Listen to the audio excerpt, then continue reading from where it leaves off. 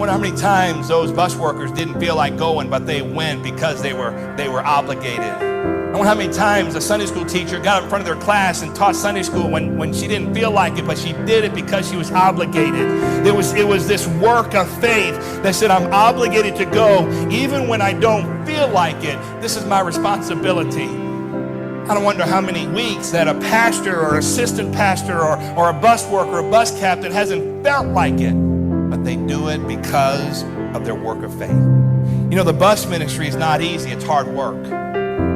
It's hard work. Why do we work hard? Because of our love. You see, our love should inspire us. And it's that love, it's that inspiration. Love should inspire us to give a few hours on Saturday. Love should inspire us to get a CDL. The inspiration of what we do for the Lord should be our love. Do you love Jesus tonight? Then why don't you give your heart, give your life? Why don't you do something for Jesus? You know, Jesus tried his best to explain to him the best time to get saved is when you're a little child. D.L. Moody got saved when he was 18 years of age. Charles Haddon Spurgeon got saved when he was 14 years of age. Tom Malone got saved when he was a teenager. Lester Roloff was saved as a teenager. John R. Rice was saved as a little child. Bob Jones Sr. was saved as a little child. Lee Robertson was saved as a 13-year-old boy.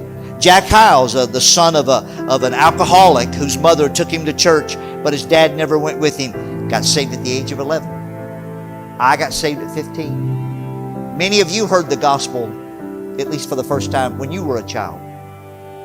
Wouldn't it be a wonderful thing if 3 or 4 or 5 or 6 months or 2 years from now, there were several dozen children who had heard the gospel right here in this church that otherwise would have never heard it.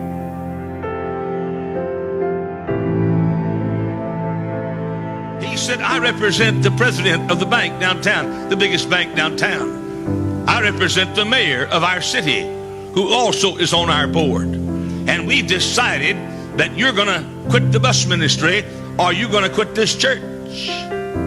He said, I'll have you know, I gave $50,000 last Sunday, and the bank will foreclose on this church because the mortgage is held by the downtown bank, and the president of that bank is one of the fellows who met with me to give you an ultimatum. You're going to choose us or you're going to choose the bus kids, and if you choose the bus kids, we're going to leave and take our money with us, and the church will go broke, and we'll foreclose on the church, and you won't have a place to preach. Now, he said, you make up your mind by Sunday if you're going to take us or the bus kids. Now, that's a hard decision.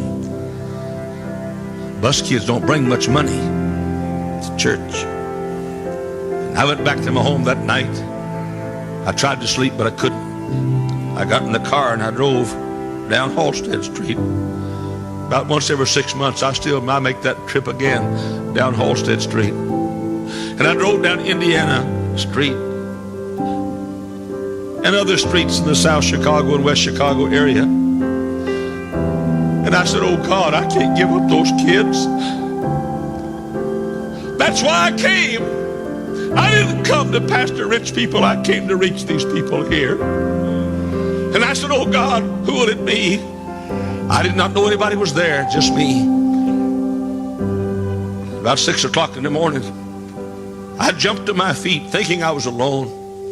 I waved my fist in the air and shouted as loud as I could, well, I'll take the bus kids.